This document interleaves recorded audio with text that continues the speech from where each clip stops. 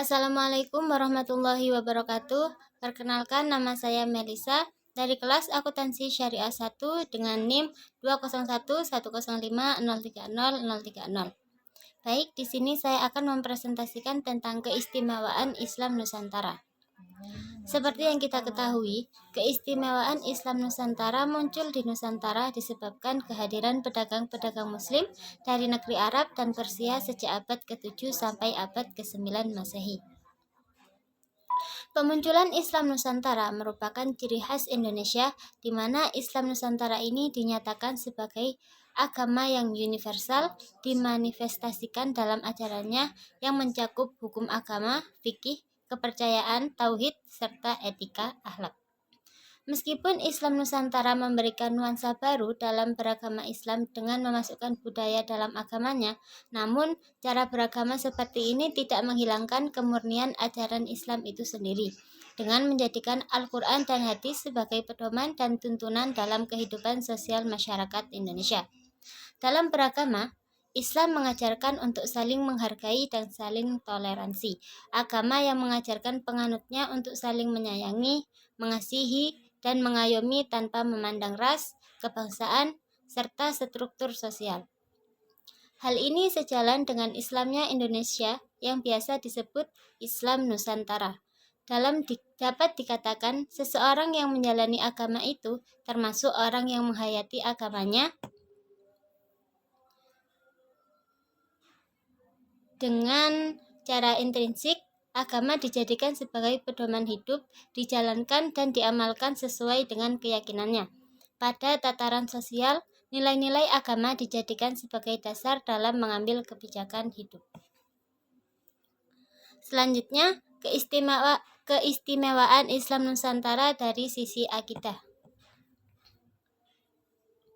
Islam Nusantara dapat diartikan sebagai upaya sosiologis sekaligus internalisasi akidah dan ibadah Islam melalui pendekatan yang dinamis, kreatif, dan inovatif dalam menjawab perubahan sosial sekaligus perubahan budaya. Yang pertama, akhlak merupakan sikap yang menimbulkan kelakuan baik atau buruk. Yang kedua, akhlak berasal dari kata khuluq yang berarti perangai, sikap, perilaku, watak, dan budi pekerti. Yang ketiga, secara garis besar, pendidikan akhlak mencakup perilaku seorang muslim terhadap al-khaliq dan makhluk. Akidah menempati posisi terpenting dalam ajaran Islam. Ia ibarat pondasi dalam sebuah bangunan. Bila akidah seseorang rusak pula seluruh bangunan Islam yang ada di dalam dirinya. Bila akidahnya runtuh pula seluruh bangunan keislamannya.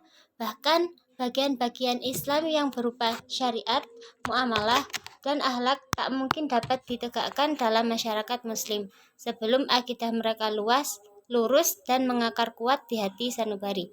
Akidah sangat menentukan tegaknya syariat Islam dan akhlak kaum muslimin.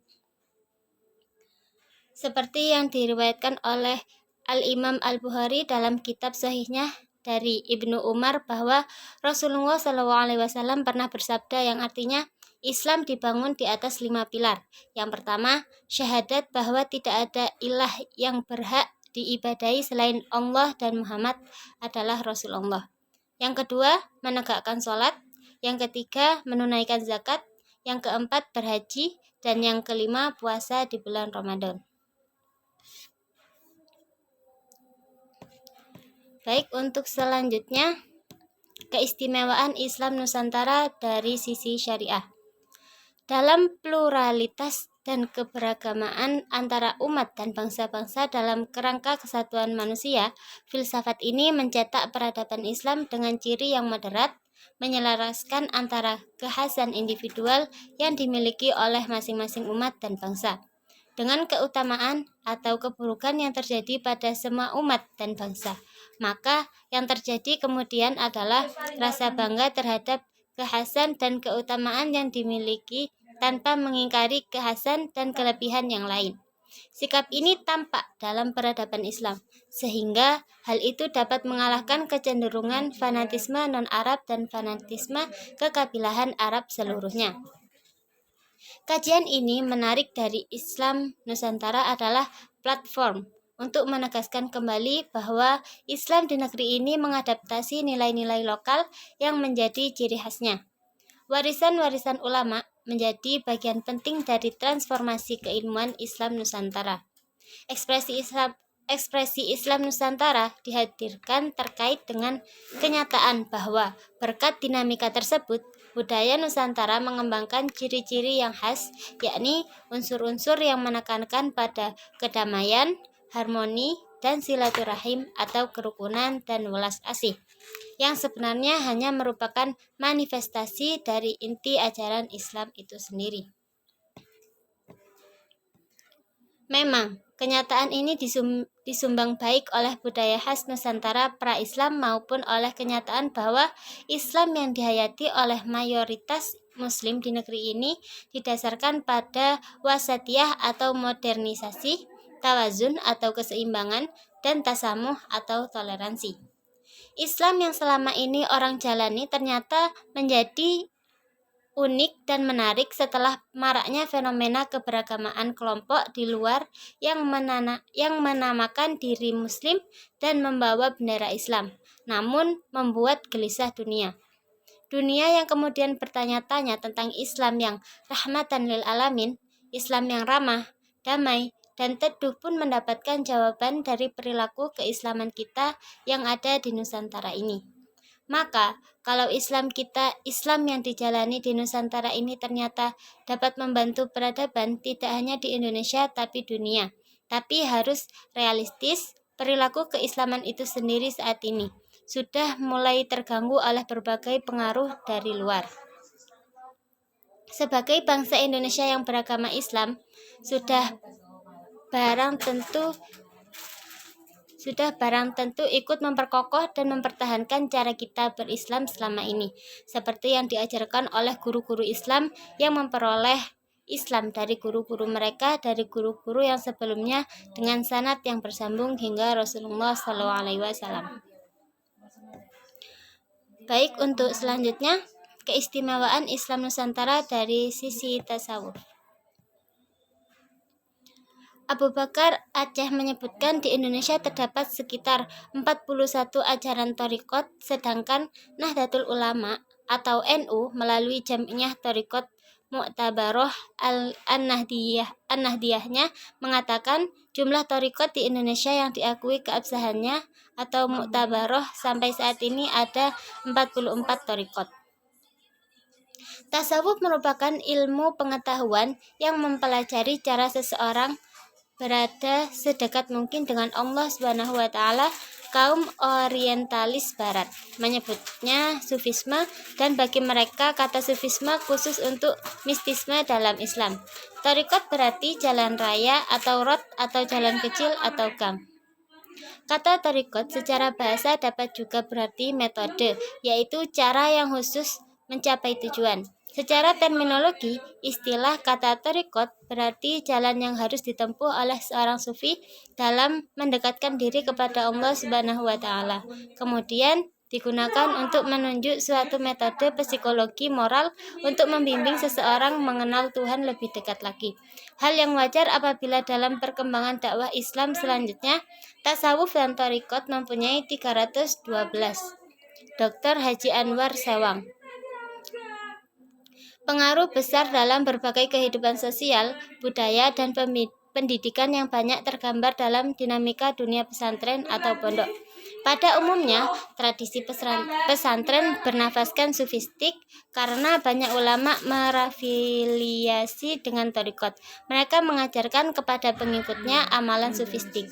Kondisi semacam ini mempermudah tumbuh dan berkembangnya organisasi-organisasi thariqat yang berkembang di dunia Islam.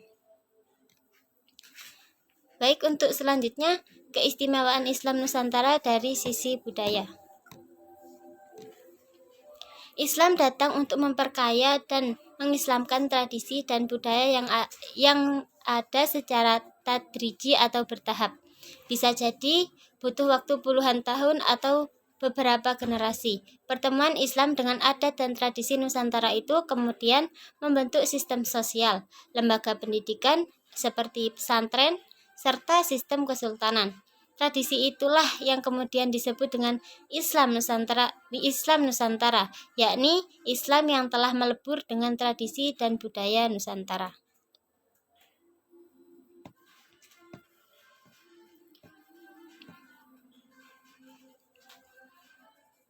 Islam Nusantara adalah Islam yang ramah, terbuka, inklusif, dan mampu memberi solusi terhadap masalah-masalah besar bangsa dan negara. Islam yang dinamis dan bersahabat dengan lingkungan kultur, subkultur, dan agama yang beragam. Islam bukan hanya cocok diterima oleh Nusantara, tetapi juga pantas mewarnai budaya Nusantara untuk mewujudkan sikap akomodatifnya, yakni rahmatan lil alamin. Oleh karena itu, Islam Nusantara ini merupakan cara melaksanakan Islam melalui pendekatan kultural, sehingga merawat dan mengembangkan budaya atau tradisi lokal yang sesuai dengan ajaran Islam dan berusaha mewarnai budaya atau tradisi lokal itu dengan nilai-nilai Islam, manakala budaya atau tradisi tersebut masih belum senafas dengan Islam. Islam sangat menghargai kreasi-kreasi kebudayaan masyarakat, sejauh tidak menodai prinsip-prinsip kemanusiaan. Ia tetap dipertahankan, namun jika budaya atau tradisi itu mencederai martabat kemanusiaan, ia harus ditolak. Maka Islam Nusantara ini tidak menghamba pada tradisi karena tidak kebal kritik, hanya tradisi yang menghormati nilai-nilai kemanusiaan yang perlu diperhatikan. Mekanisme kerja Islam Nusantara ini melalui pendekatan adaptif selektif dengan menggunakan filter yang ketat terhadap budaya atau tradisi lokal yang telah mengakar di masyarakat. Dengan pendekatan ini, Islam diharapkan berperan aktif mempengaruhi budaya maupun tradisi lokal tersebut. Baik, untuk selanjutnya yaitu respon Islam terhadap peradaban Barat modern.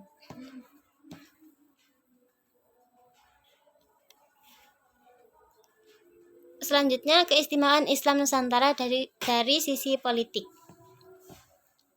Politik kebangsaan Indonesia memandang negara yang dikelola berdasarkan prinsip-prinsip dasar yang digariskan Islam, yaitu prinsip persaudaraan, persamaan, dan kebebasan yang ketiganya mengacu kepada ajaran Tauhid. Secara garis besar, ada 3 pandangan politik dalam Islam. Yang pertama, negara dan agama tidak bisa dipisahkan atau integrate, yaitu negara merupakan lembaga politik dan keagamaan sekaligus. Kedaulatan berada di tangan Tuhan. Kedua, agama dan negara berhubungan simbiotik, yaitu berhubungan timbal balik dan saling memerlukan. Ketiga, agama dan negara bersifat sekunderistik, yaitu menolak pendasaran negara pada Islam, atau paling tidak menolak determinasi Islam akan bentuk tertentu dari negara. Bangsa Indonesia sebagai bangsa yang berlatar belakang agama, suku, etnis yang beragam tidak bisa menerima suatu sistem yang eksklusif, seperti konsep khilafah Islamiyah, yang tidak mungkin bisa diterima dari umat non-Islam. Bahkan dalam kalangan internal Islam pun menjadi suatu perdebatan yang bisa merusak kesatuan dan persatuan bangsa dan negara. Untuk selanjutnya, respon Islam terhadap peradaban Barat modern. Istilah modernisme misalnya oleh Ahmad dengan merujuk pada Oxford English Dictionary didefinisikan sebagai pandangan atau metode modern, khususnya kecenderungan untuk menyesuaikan tradisi dalam masalah agama agar harmonis dengan pemikiran modern. Modernisme diartikan sebagai fase terkini sejarah dunia yang ditandai dengan percaya pada sains, perencanaan, sekularisme, dan kemajuan.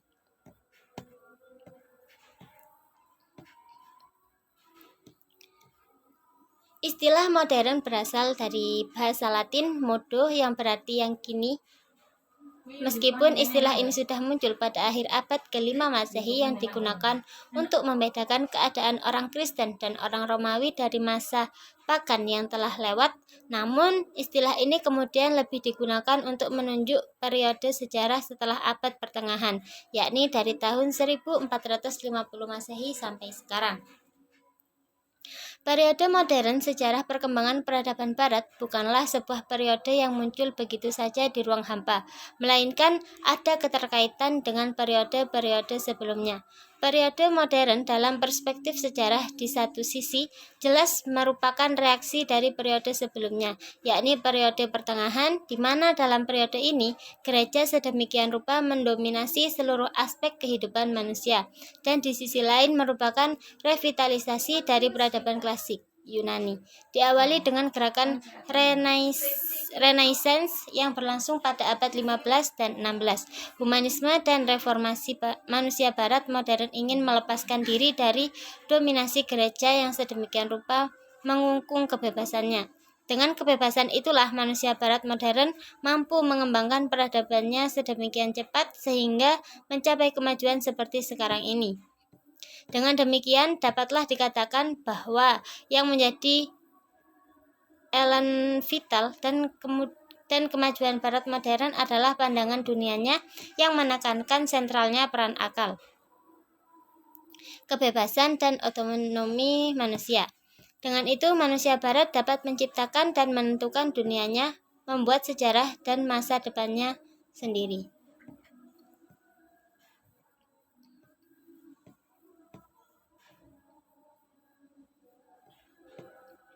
Problem modernisasi tidak hanya dihadapi oleh golongan tertentu atau satu agama saja, namun juga dihadapi oleh agama-agama lain seperti Yahudi, Kristen, dan Islam. Hal ini diakui oleh dosen agama-agama di Universitas Columbia, Joseph L. Blau, dalam pidato yang disampaikan di hadapan lebih dari 10 universitas dan lembaga agama di Amerika antara lain. Sesungguhnya seluruh agama besar atau yang banyak pengikutnya telah menghadapi krisis semenjak lahirnya peradaban baru. Seluruh agama tersebut dengan caranya masing-masing telah mengerahkan segenap kemampuannya untuk memecahkan krisis dan untuk menghadapi kehidupan modern beserta sekularisme yang menyertainya. Abad ke-19 dan ke-20 telah menyaksikan babak baru dengan perubahan besar di dalam agama-agama tersebut. Secara sederhana, fenomena ini disebabkan agama-agama tersebut terus memilih di antara dua pilihan, sejalan dengan zaman modern atau mati. Baik, mungkin itu saja yang bisa saya sampaikan. Kurang lebihnya saya mohon maaf. Wassalamualaikum warahmatullahi wabarakatuh.